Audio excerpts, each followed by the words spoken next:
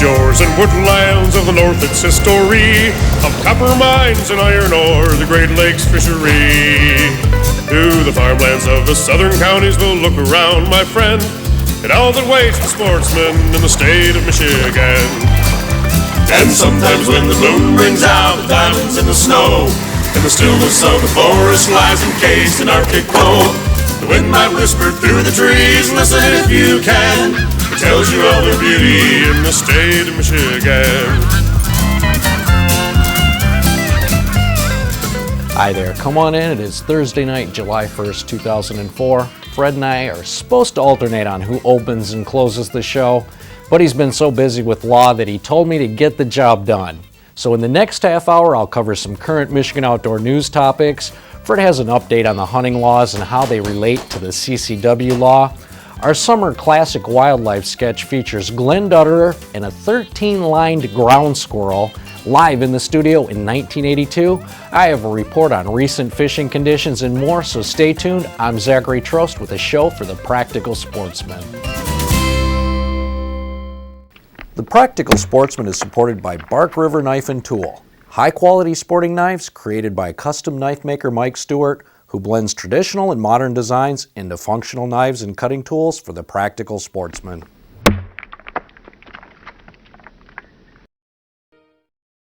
By Budget Tire Centers, name brand tires and custom wheels installed by professionals who pride themselves in fast and efficient service. Budget Tire Centers are open 6 days a week with locations in East Lansing, Lansing, Holt, and Jackson.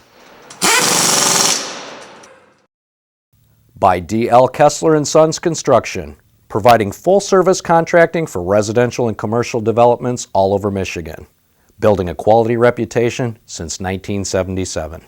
And by the financial support from viewers like you. Thank you.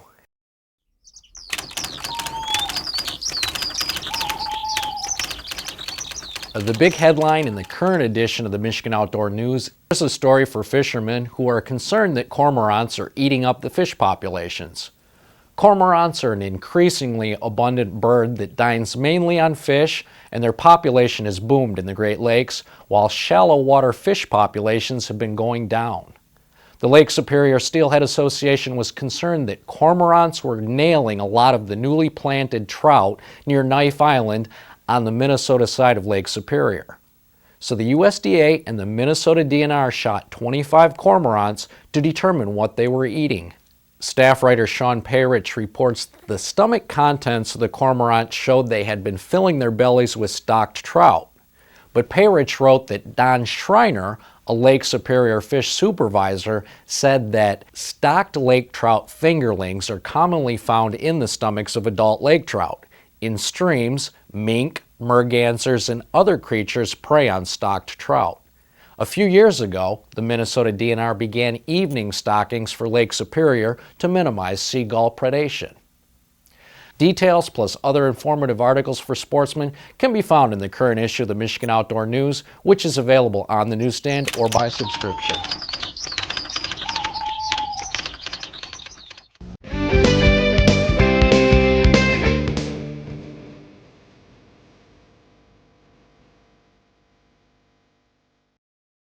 The name for the county featured on this week's Hall of Fame came from the river that runs through it. How many Michigan counties are named after a river? Well, you can work on that one. Right now, I'll give you some history on Kalamazoo County. The word Kalamazoo is said to have come from a Native American word or saying that meant mirage or reflecting river or boiling water.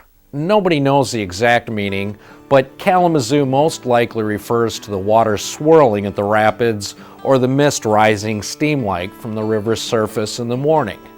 The first white settler to the area was a pioneer-turned-potato farmer by the name of Titus Bronson. He arrived in June of 1829, liked the area, decided to try to develop it, and he named it after himself, the town of Bronson, right in the middle of the county. You won't find a Bronson there today because Bronson was very outspoken and eccentric, and 2 years after founding his town, he was convicted of stealing a neighbor's cherry tree. Long story short, the locals decided to change their town from the unpopular name of Bronson to Kalamazoo. He may have been an unpopular guy, but he had a vision from the beginning. An early visitor told him that in 20 years, the only thing standing in his village would be his hut. Bronson is said to have told him he was wrong, and in 30 years, a thriving city would exist. Bronson turned out to be right because the federal government placed a United States land office here. Kalamazoo was designed as the county seat, and the area was settled rapidly. If you drive through Kalamazoo County on I-94, you'll probably notice a sign for Climax. What's the story behind that name? Well, a group of settlers in 1835 decided to climax, or bring their search for a place to live to an end. They called the place they stopped Climax Prairie, which today is the town of Climax. Kalamazoo County has some pretty good fishing lakes along with the Kalamazoo River, but the farmland also produces some particularly large bucks. This Hall of Fame has a few more pictures than usual, but the big bucks from Kalamazoo County are impressive to see.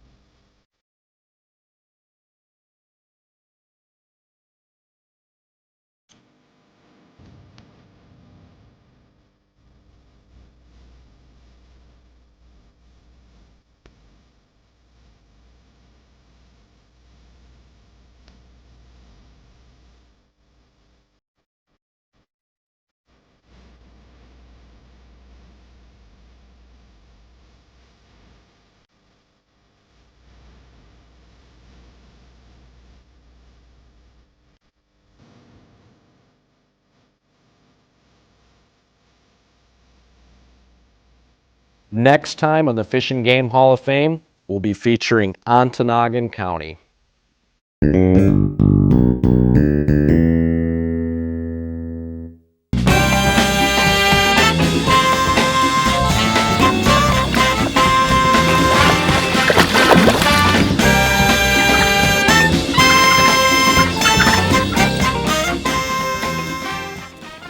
Randy Curtis from Langsburg. On the second day of regular firearm season, you were hunting with your muzzleloader. Correct. And why is that? Cheaper? No, I'm a bow hunter actually, and it's more competition, I think. One shot So why do you hunt? for the meat. Yeah, but if you hunt with the meat, you'd think you'd want like 9 shots in there. I like the racks And the racks. and the racks. And the challenge. But Big you know challenge. what? That isn't a challenge because you practice so much, I bet, and you're such a good shot, you only need 1 shot. I wouldn't go as far as saying that. You've missed before? Oh, I'm an average hunter, yeah. Oh, missed many times.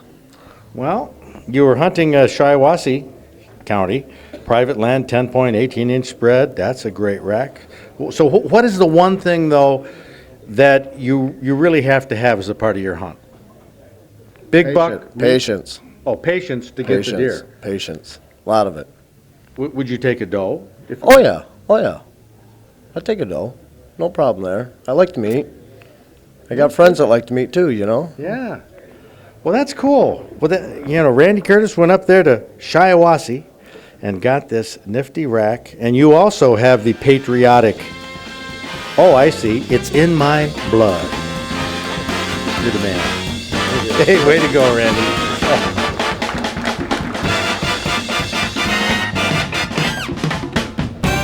Kyle Imes from Rockwood got a yellow perch from Lake Erie, a big bruiser, almost 16 inches long, down in Wayne County. This was right in the middle of July, 5 o'clock in the afternoon. Who were you fishing with, Kyle? My dad. Is he a pretty good fisherman? Yeah. And is he the one who taught you everything you know about fishing? Yeah. And what are some of the best things that he's taught you?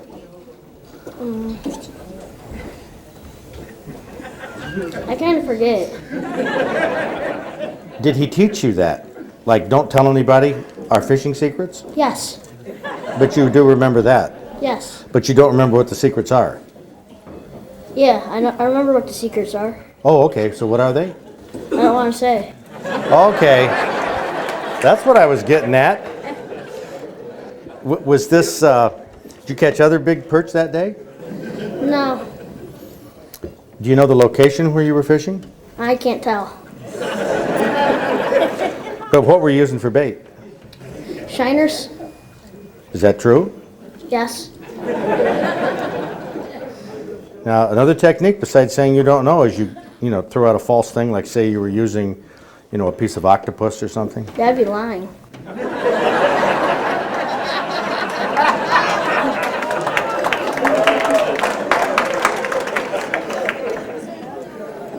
Whoa. Have you ever been checked by a conservation officer? I don't know. I guarantee you he's never gotten a ticket and never will. He doesn't know anything. Kyle Himes, sounds like you're a budding fisherman in all respects. Yeah. Okay, but you will admit that. I don't know. Okay, well, this Senate committee is now adjourned. Hey, thank you, Kyle. Congratulations.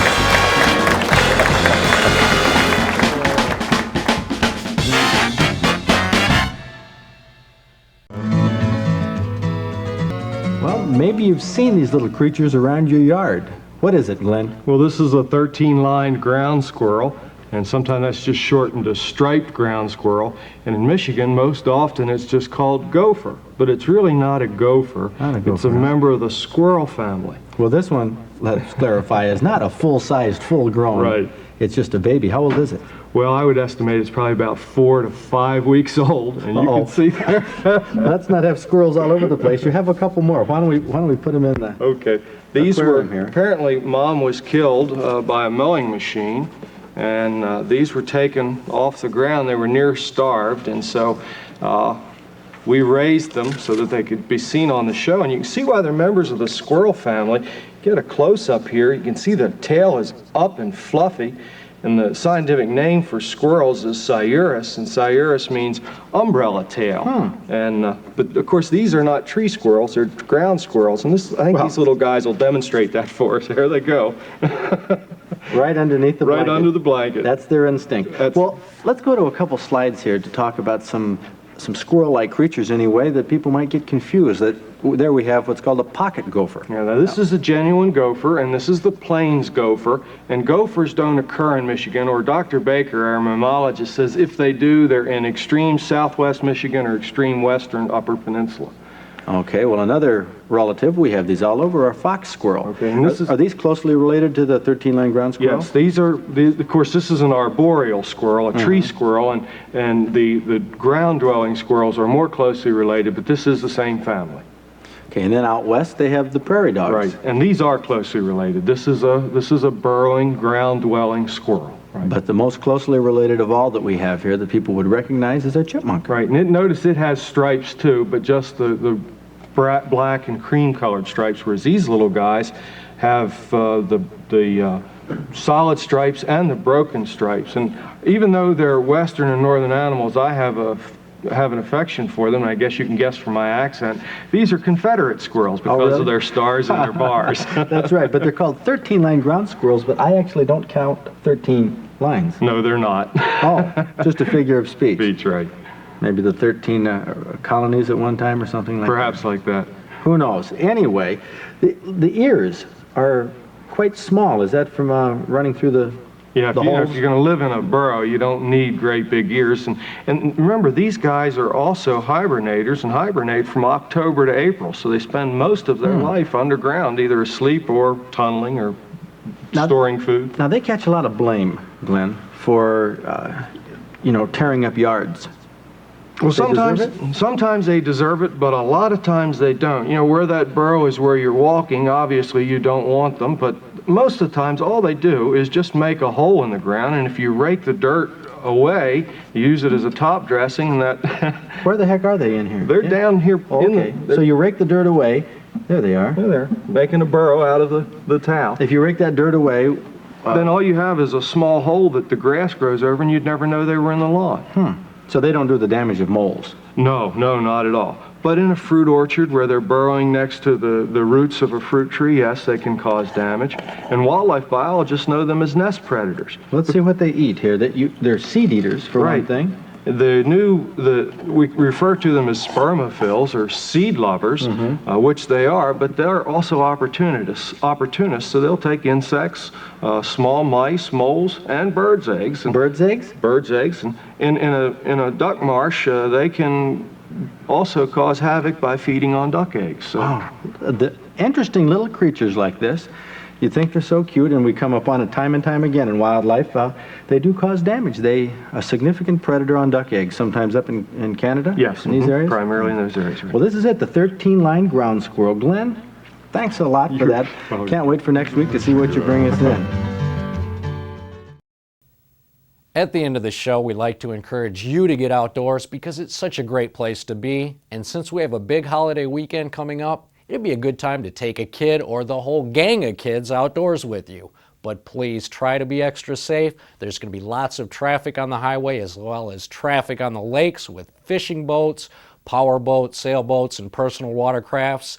Keep the outdoors safe and fun. Fred and I will see you right back here with the new show next week. The big fish of the week was an albino catfish caught by Wilbur Rearick. These channel cats must survive in not a great deal of oxygenated water. If you're into outdoor history in Michigan, you'll find the report on MUCC's 1982 convention curiously interesting, with comments by former DNR Wildlife Chief Charlie Gunther and former DNR Director Howard Tanner. The program of July 1st, 1993 features renowned walleye anglers Mark Martin and Gary Roach. They showed Fred how to pull walleyes out of Lake Leelanau during the middle of the day. Well, we caught walleye all day, consistently, because these guys knew where to find them. Lois Bone, one of the premier wildlife chefs who always did well in our cooking contests, has a recipe for salmon stuffed walleye, and this program is where we introduced a new theme song for the Practical Sportsmen and showed the Kicker Band behind the scenes as they recorded it.